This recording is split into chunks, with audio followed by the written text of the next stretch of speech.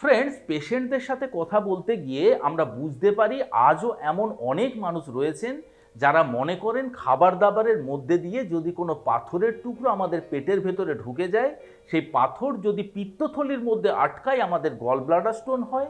আমাদের কিডনির মধ্যে যদি সেই পাথরের টুকরো বা কাঁকরটি আটকে যায়, তখন আমাদের কিডনি স্টোনের মতন সমস্যার সৃষ্টি হতে পারে। কিন্তু বিষয়টা আদৌ সেরকম নয়। তার কারণ এই পাথর বা স্টোন আমাদের শরীরের ভেতরেই তৈরি হয়। কিন্তু প্রশ্ন হলো যে আমাদের শরীরের ভেতরে এই স্টোন ফরমেশনের কারণ কি হতে পারে, বা আমাদের যখন এরকম ধরনের স্টোনের সমস্যা হয়, যখনই আমরা চিকিৎসকের কাছে যাই তখন চিকিৎসকরা সার্জারির মাধ্যমে বা অপারেশনের মাধ্যমে সেই পাথরটিকে আমাদের শরীরের বাইরে বের করার পরামর্শ দিয়ে থাকেন। কিন্তু এমন কি কোনো পদ্ধতি রয়েছে যার মাধ্যমে অপারেশন না করে আমাদের গল ব্লাডার স্টোন বা কিডনি স্টোনকে আমাদের শরীরের বাইরে আমরা বের করে দিতে পারি? আজকের ভিডিওতে আমরা সর্বপ্রথম জানব যে আমাদের শরীরে স্টোন ফরমেশন হয় কেন, বা স্টোন ফরমেশনের কারণ কি কি রয়েছে।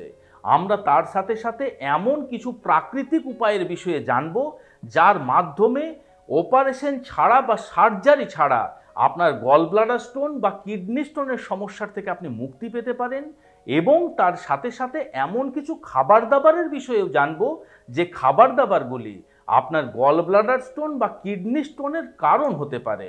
সেই সমস্ত খাবারগুলি যদি আমরা অ্যাভয়েড করে চলতে পারি, সেক্ষেত্রে এই স্টোনের সমস্যার থেকে আমরা অনেকখানি দূরে থাকতে পারবো। মানুষের শরীরে সচরাচর দুই ধরনের স্টোন খুব কমনলি ফরমেশন হতে দেখতে পাওয়া যায়। একটি হলো গল ব্লাডার স্টোন এবং একটি হলো কিডনি স্টোন। তাই আজ আমরা এই গল ব্লাডার স্টোন এবং কিডনি স্টোনের বিষয়ে খুঁটিনাটি জেনে নেই। সর্বপ্রথম আলোচনা করা যাক কিডনি স্টোনের বিষয়ে। কিডনি স্টোনের কারণ কি হতে পারে? দেখুন, কিডনি স্টোনের প্রধান কারণ হলো আমাদের যে ইউরিন বা আমাদের যে প্রস্রাব, সেই প্রস্রাবের মাধ্যমে আমাদের শরীরের বিভিন্ন ধরনের ওয়েস্ট প্রোডাক্ট বা বর্জ্য পদার্থ আমাদের শরীরের বাইরে বেরিয়ে যায়। ওয়েস্ট প্রোডাক্ট বলতে আপনার ইউরিয়া হতে পারে, অ্যামোনিয়া হতে পারে, তারপর আপনার ক্যালসিয়াম হতে পারে, অক্সালেট হতে পারে, ইউরিক অ্যাসিড হতে পারে। এই সমস্ত ওয়েস্ট প্রোডাক্টগুলি আমাদের শরীরের বাইরে ইউরিনের মাধ্যমে বেরিয়ে যায়। কিন্তু আপনার ইউরিনের ঘনত্ব যখন বেড়ে যায়, তখন সেই সমস্ত ওয়েস্ট প্রোডাক্টগুলি একে অপরের সাথে মিলে ক্রিস্টালাইজ হয় এবং স্টোন ফরমেশন হয়। এই ইউরিনের ঘনত্ব বাড়ার আবার দুটি কারণ হতে পারে। এক কারণ হতে পারে আপনি যদি প্রয়োজনের থেকে কম পরিমাণ জল খান, আপনার শরীরে যদি ডিহাইড্রেশনের সমস্যা হয়, সেক্ষেত্রে কিন্তু ইউরিনের ঘনত্ব বাড়তে পারে। অতএব আমরা বলতে পারি যে পর্যাপ্ত মাত্রাতে যদি জল না খান, সেক্ষেত্রে আপনার কিডনি স্টোনের সমস্যার সৃষ্টি হতে পারে। আরও একটা কারণ হতে পারে যে ইউরিনের মধ্যে এই সমস্ত ওয়েস্ট প্রোডাক্টের মাত্রা যদি বৃদ্ধি পায়, সেক্ষেত্রেও কিন্তু ইউরিনের ঘনত্ব বাড়তে পারে। তাই সে মতো পরিস্থিতিতে আমাদের খেয়াল রাখতে হবে যে সেই সমস্ত ওয়েস্ট প্রোডাক্টের মাত্রা যেন আমাদের ইউরিনের মধ্যে বেড়ে না যায়। আবার সিস্টিন নামক বিশেষ এক ধরনের অ্যামাইনো অ্যাসিড কিছু কিছু মানুষের ইউরিনের মধ্যে বর্তমান থাকে। যাদের ইউরিনের মধ্যে এই সিস্টিন অ্যামাইনো অ্যাসিড বর্তমান থাকে, সেই সমস্যাটিকে বলা হয় সিস্টেনিউরিয়া। এই সিস্টেনিউরিয়াও কিন্তু আপনার কিডনি স্টোনের একটা বড় কারণ হতে পারে। আর এই সিস্টেনিউরিয়ার কারণে যে কিডনি স্টোনের সমস্যা হয়, সেটি কিন্তু বংশগত কারণেও অনেক সময় হতে দেখতে পাওয়া যায়। এটি তো গেল আপনার কিডনি স্টোনের কারণ। এখন আমরা জেনে নেব গল ব্লাডার স্টোনের কারণ কি হতে পারে। আমাদের কোনো শারীরবৃত্তীয় সমস্যার কারণে যখন সেই পিত্তরস সম্পূর্ণভাবে আমাদের পিত্তথলি থেকে বের হতে পারে না, দীর্ঘদিন ধরে অল্প অল্প করে সেই পিত্তরস আমাদের পিত্তথলির মধ্যে জমা হতে থাকে, সেটি আপনার শক্ত হয়ে যায় এবং সেটি পাথরের আকার ধারণ করে। এটি গল ব্লাডার স্টোন হওয়ার খুব বড় একটা কারণ। এছাড়া যে সমস্ত মানুষদের রক্তে প্রচুর পরিমাণে কোলেস্টেরল থাকে, অর্থাৎ যে সমস্ত মানুষদের লিভার বেশি বেশি মাত্রাতে কোলেস্টেরল প্রডিউস করে, তাদের মধ্যেও কিন্তু এই গল ব্লাডার স্টোনের সমস্যা খুবই কমনলি দেখতে পাওয়া যায়। আবার আমাদের পিত্তরসের মধ্যে যদি বিলিরুবিনের পার্সেন্টেজ বেড়ে যায়, সেক্ষেত্রে গল ব্লাডার স্টোন হতে পারে। এবং পিত্তরসের মধ্যে যদি বাইল সল্টের মাত্রা কমে যায়, সেক্ষেত্রেও কিন্তু গল ব্লাডার স্টোন ফরমেশন হতে পারে।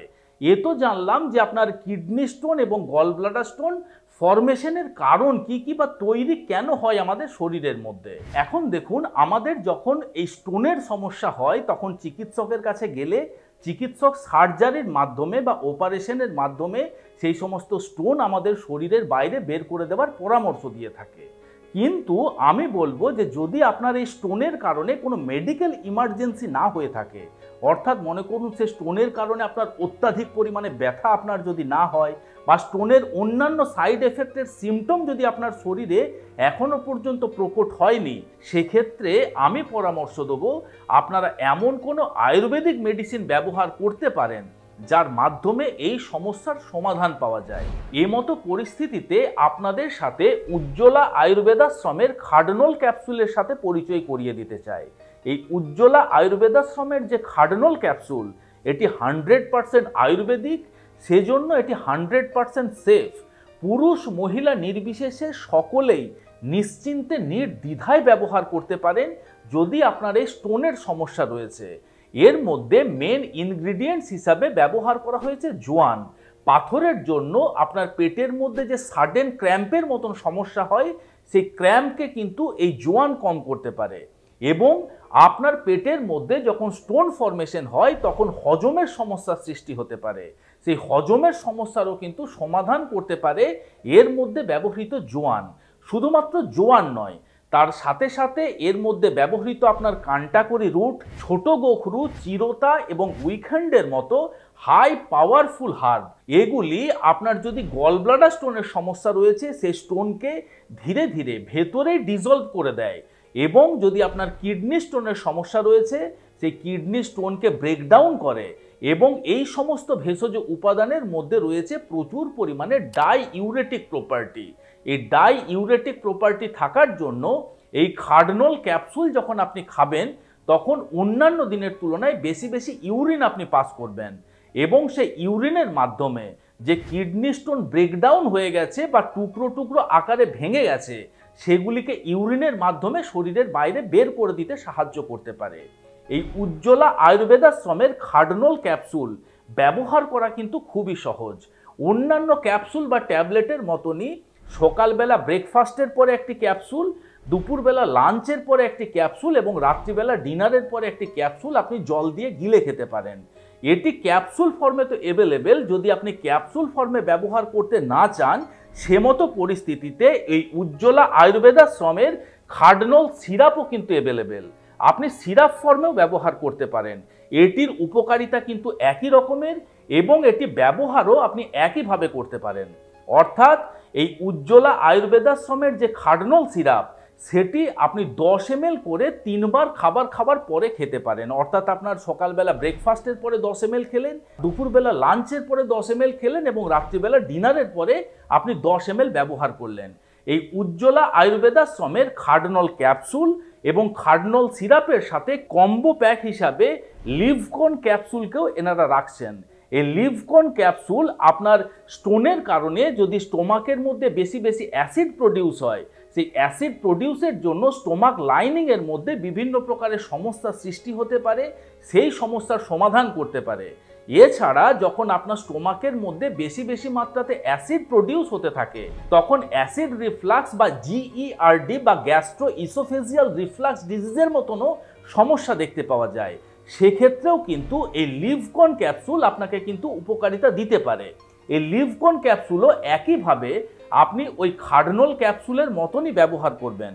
অর্থাৎ সকালবেলা ব্রেকফাস্টের পরে একটি ক্যাপসুল, দুপুরবেলা লাঞ্চের পরে একটি ক্যাপসুল এবং রাত্রিবেলা ডিনারের পরে একটি ক্যাপসুল আপনি ব্যবহার করতে পারেন। এই সমস্ত মেডিসিনগুলি ব্যবহার করলে আপনি আরও একটি উপকারিতা পেতে পারেন। যদি আপনার ইউটিআই বা ইউরিনারি ট্র্যাক্ট ইনফেকশনের মতো সমস্যা রয়েছে, সেই সমস্যার থেকে যেমন আপনাকে মুক্তি দিতে পারে, ঠিক একইভাবে ভবিষ্যতে যাতে আপনার ইউটিআই এর সমস্যা না হয় সেদিক থেকেও আপনাকে প্রোটেক্ট করে রাখতে পারে। এই মেডিসিনগুলি আপনারা প্রত্যেকটি অনলাইন শপিং সাইটে অর্থাৎ অ্যামাজন, ফ্লিপকার্ট বা মিশোতে খুবই ইজিলি কিনতে পারবেন। আমি সমস্ত ডিটেলসের লিঙ্ক ডেসক্রিপশন বক্সে এবং ফার্স্ট কমেন্টে পিন করে দেবো। সেখান থেকে আপনারা এই প্রোডাক্টগুলি সম্পর্কে আরও বিস্তারিত জানতেও পারবেন, বা যদি প্রোডাক্টটি আপনারা অনলাইন পারচেস করতে চান সেক্ষেত্রে একবার পারচেস করে দেখতে পারেন। এবং এর থেকে খুব ভালো ফল পাওয়ার জন্য অন্তত 3 মাস আপনাকে কিন্তু এই প্রোডাক্টটি ব্যবহার করতে হবে। এখন আসা যাক পরবর্তী প্রসঙ্গে। দেখুন, এই কিডনি স্টোন বা গল ব্লাডার স্টোনের যদি সমস্যা হয়ে থাকে সেক্ষেত্রে আপনাদের বেশ কিছু খাবার দাবার অ্যাভয়েড করে চলা উচিত। দেখুন, আপনার যদি কিডনি স্টোনের সমস্যা রয়েছে, প্রথমত আপনাকে অক্সালেট জাতীয় খাবার যতটা সম্ভব কম খেতে হবে। অক্সালেট বেশি বেশি মাত্রাতে রয়েছে আপনার পালং শাকের মধ্যে, রয়েছে প্রচুর পরিমাণে বিটরুটের মধ্যে, এবং সমস্ত প্রকার চকলেটের মধ্যে আপনার প্রচুর পরিমাণে অক্সালেট পেতে পারেন। এছাড়া সমস্ত প্রকারের বাদামও কিন্তু আপনাকে অ্যাভয়েড করে চলা উচিত, তার কারণ বেশিরভাগ বাদামের মধ্যেও প্রচুর পরিমাণে অক্সালেট থাকে। অ্যানিম্যাল প্রোটিন আপনাকে যতটা সম্ভব কম খাওয়ার চেষ্টা করতে হবে, তার কারণ অ্যানিম্যাল প্রোটিন আপনার শরীরে ইউরিক অ্যাসিডের মাত্রা বাড়িয়ে দিতে পারে, এবং রক্তে যখন ইউরিক অ্যাসিডের মাত্রা বেড়ে যায় তখন কিডনি স্টোনের সম্ভাবনাও অনেকটা বেড়ে যেতে পারে। যে সমস্ত খাবারের মধ্যে প্রচুর পরিমাণে লবণ ব্যবহার করা হয়, অর্থাৎ আমরা সারাদিনে যে সমস্ত আপনার চানাচুর, ডালমুট, চিপস, পাঁপড়, আচার, বিভিন্ন প্রকারের তেলে ভাজা খাবার, অর্থাৎ আপনার বেগনি, নিমকি, সিঙ্গাড়া, কচুরি, এ সমস্ত খাবারের মধ্যে প্রচুর পরিমাণে কিন্তু খাদ্য লবণ ব্যবহার করা হয়। এছাড়া এমন অনেক মানুষ রয়েছেন যাদের খাবারের সাথে কাঁচা লবণ খাওয়ার একটা অভ্যেস রয়েছে, সেই সমস্ত মানুষদেরও কিন্তু সতর্ক হওয়া উচিত, এবং এই সমস্ত নোনতা জাতীয় খাবার তাদের যতটা সম্ভব কম খাওয়া উচিত। তার কারণ এই নোনতা জাতীয় খাবারের মধ্যে রয়েছে প্রচুর পরিমাণে সোডিয়াম।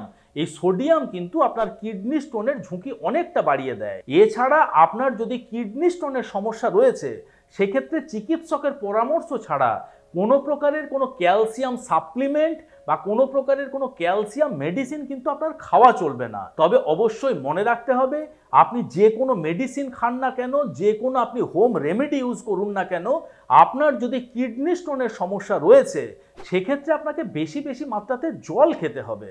আপনি যখন বেশি বেশি মাত্রাতে জল খাবেন তখন বেশি বেশি ইউরিন পাস করবেন, এবং ইউরিন পাস করলেই সে ইউরিনের মধ্যে দিয়ে আমাদের শরীরের ওয়েস্ট প্রোডাক্টগুলি সহজেই শরীরের বাইরে বেরিয়ে যায় এবং কিডনি স্টোনের ঝুঁকি অনেকটা কমে যায়। এখন আসা যাক গল ব্লাডার স্টোনের প্রসঙ্গে। দেখুন, আমি আগেই আলোচনা করেছি যে 5 জন গল ব্লাডার স্টোনের পেশেন্টের মধ্যে 4 জনের গল ব্লাডার স্টোনের সমস্যা হয় আপনার অতিরিক্ত কোলেস্টেরলের কারণে। তাই যে সমস্ত খাবার আমাদের রক্তে কোলেস্টেরলের মাত্রা বাড়াতে পারে, বা যে খাবারগুলির কারণে লিভার বেশি বেশি মাত্রাতে কোলেস্টেরল প্রডিউস করে, সেই খাবারগুলি আপনাকে যতটা সম্ভব কম খাওয়ার চেষ্টা করতে হবে। তার তালিকার সর্বপ্রথম রয়েছে সমস্ত প্রকারের স্যাচুরেটেড ফ্যাটযুক্ত খাবার।